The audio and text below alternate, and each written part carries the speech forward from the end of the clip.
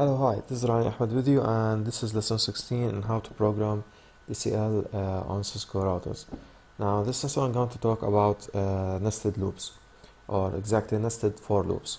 Okay, and when we have nested for loops, it means like I have a loop that has another code, which is another for loop. Okay, so I have one for loop having another for loop inside it. This is our code we're going to test. Okay, please just discard this for just this moment. We'll talk about it later, okay, in this lesson. So we start with saying for set the row 1, I'm going to do, as you see, print a square or a rectangle or a grid of stars. Okay, so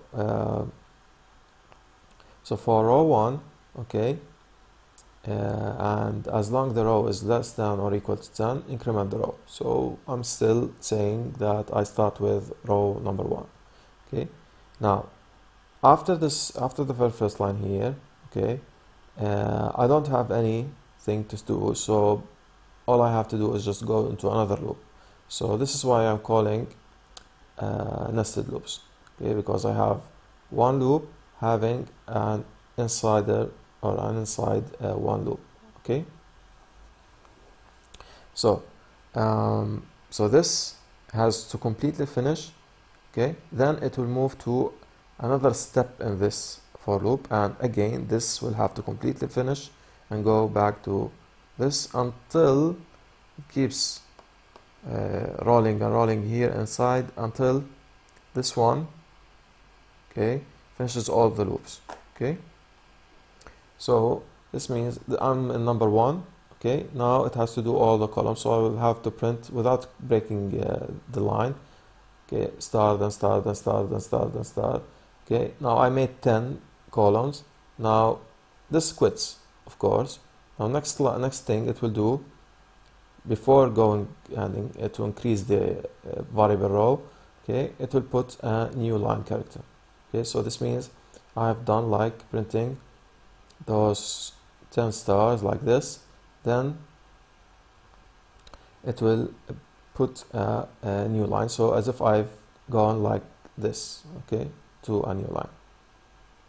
Okay, now the next time it will print again the same thing for me, okay, by increasing the rows. So this means I'm typing the rows, okay, every time a row. Okay, so let's see it in action. See how I'm assisting it. So you'll notice that it's going one by one.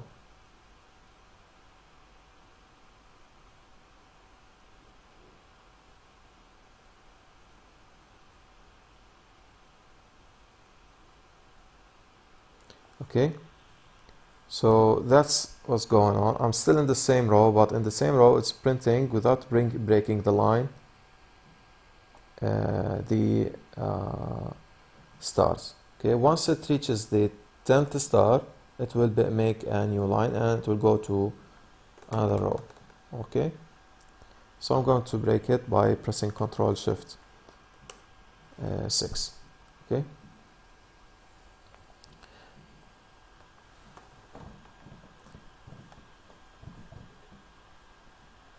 okay, so this is how we do nested for loops.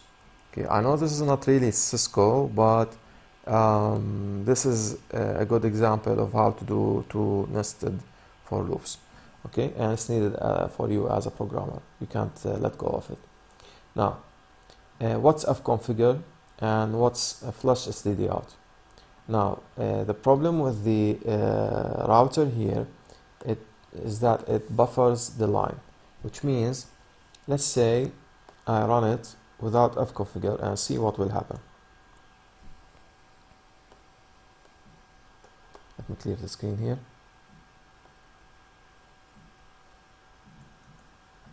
Look at me, you see some delay, then it spits out all the line. Some delay and spits out all the line. The delay I'm making because of using the command after here, okay, after 500 milliseconds, which is half a second. Okay, so you see waiting, then pew, it shoots them. Okay, waiting, then pew, shoots them.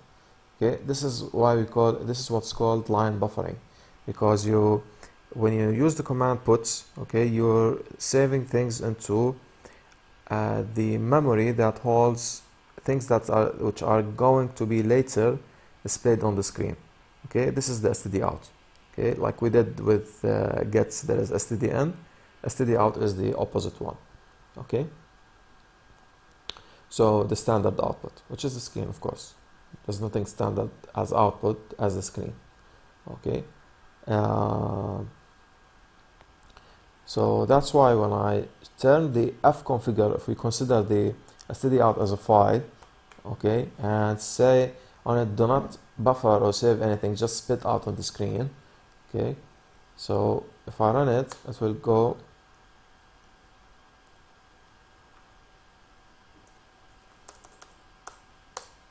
Okay, it will go into printing them one by one. Okay, let me quit this. Okay, so you understood now, or I think you understood. So this is how we do buffering and no line buffering. Now, when it comes, if you want, and if you would like want to know or want to buffer on the time that you want, okay, you use flush. So this is the same as fconfigure. See, it's the same thing. Okay, but the difference here with fconfigure, you are previously setting that the std out must be always in non-buffering mode. Now in flush, no, you're asking it to be unbuffered, okay, at the time that you want it, and later it will go back to being buffered. Okay, so as if like you're saying print and give it out, print and give it out, print and give it out. Okay, this is what flush is doing here, print and give it out. But in fconfigure, you're saying it always give it out. Okay, so this is the difference. So I hope you like this lesson, and that's all. Thanks.